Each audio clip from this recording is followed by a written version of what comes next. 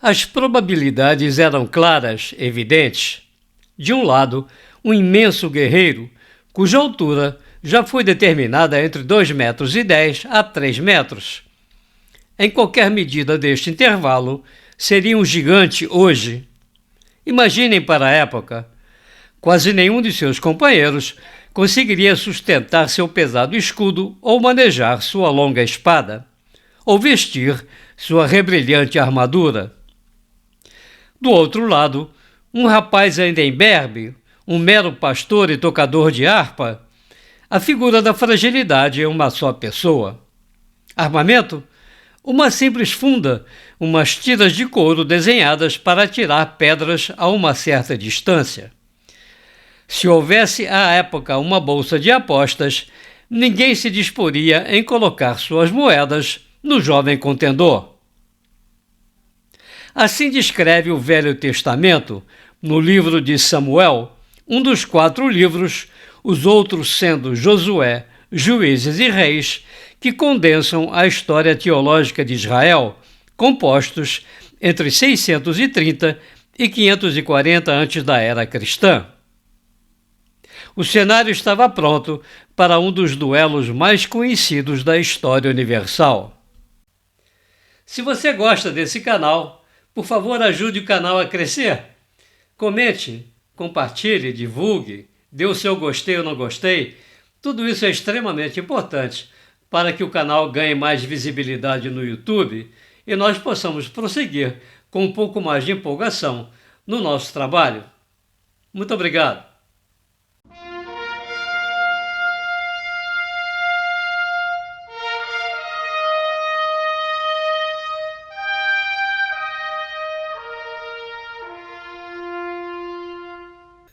Samuel foi o último dos juízes, líderes político-militares, cuja missão era comandar e proteger as tribos de Israel em tempos de crise, que não eram poucos.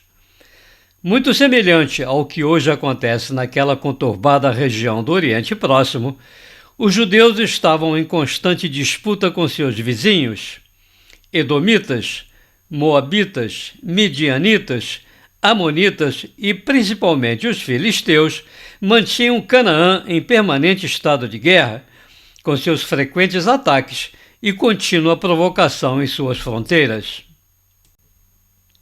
Assim, a necessária união das famílias tribais israelitas para fazer face ao inimigo comum era inspirada e mantida pelos juízes, que se sucederam durante 2 séculos.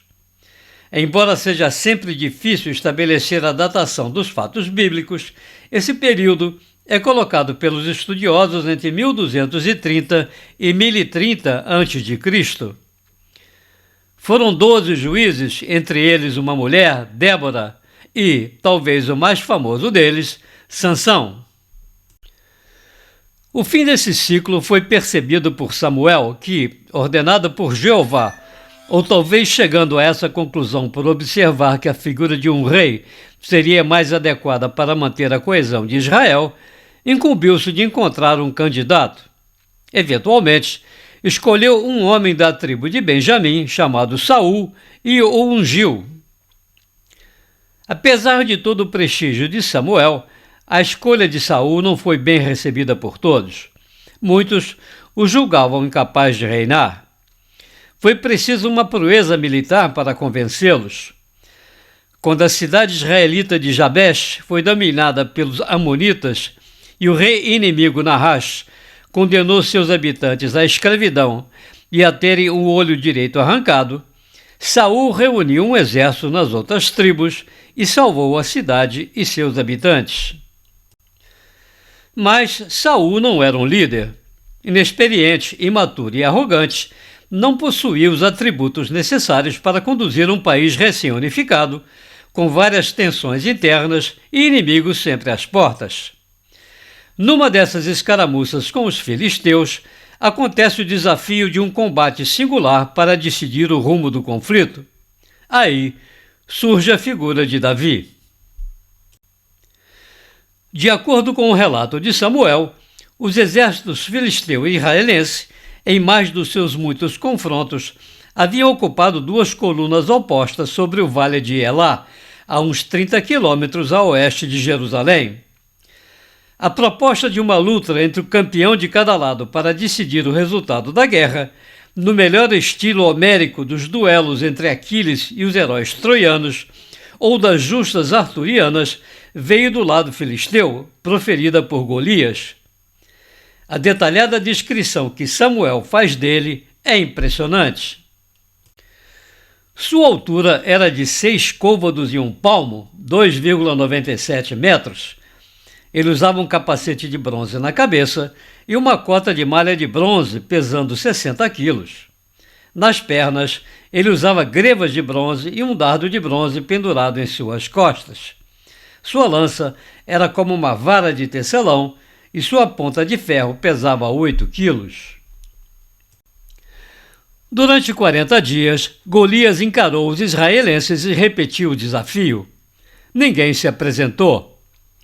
O texto de Samuel continua mencionando, então, um jovem pastor nascido em Belém, na tribo de Judá, e filho mais novo de Jesse, chamado Davi. Os irmãos mais velhos faziam parte do exército israelense e estavam acampados em frente ao vale de Elá.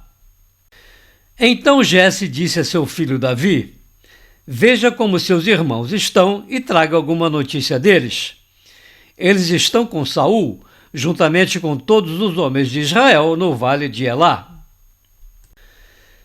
Davi segue as instruções do pai e chega ao acampamento na hora em que os exércitos já se deslocam, formando suas linhas no campo de batalha.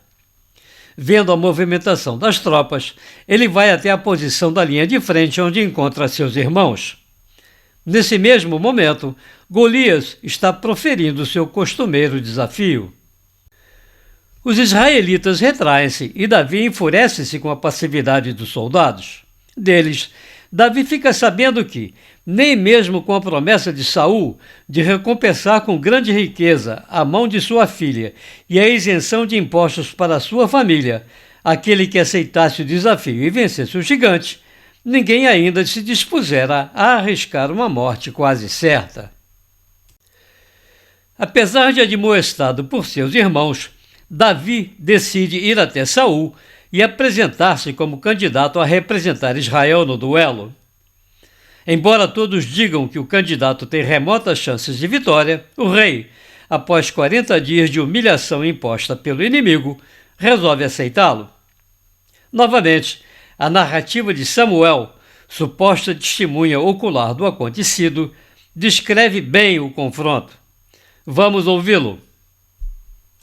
Saul vestiu Davi com sua própria túnica. Colocou uma cota de malha sobre ele e um capacete de bronze em sua cabeça.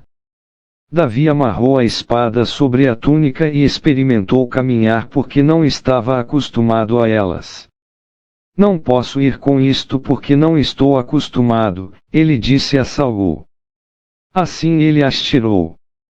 Então ele escolheu 5 pedras polidas do riacho, colocou-as em seu embornal e com sua funda nas mãos aproximou-se do filisteu.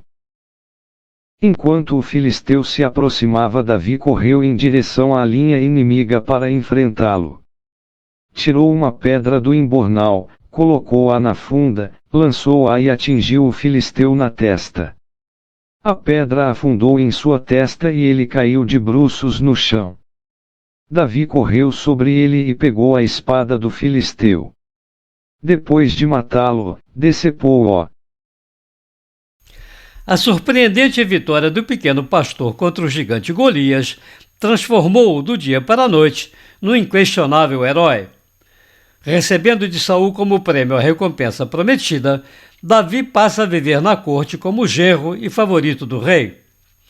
Sua popularidade e seu prestígio, entretanto, acabam por alimentar no inseguro Saul a inveja e o receio de que seu genro possa vir a usurpar seu trono.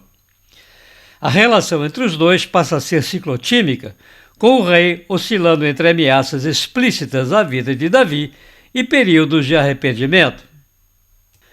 Avaliando a inconstância dos sentimentos de Saul e advertido pelo filho do próprio rei, Jonatas, de que sua vida corria perigo, Davi abandona a corte e procura refúgio até em regiões vizinhas a Israel.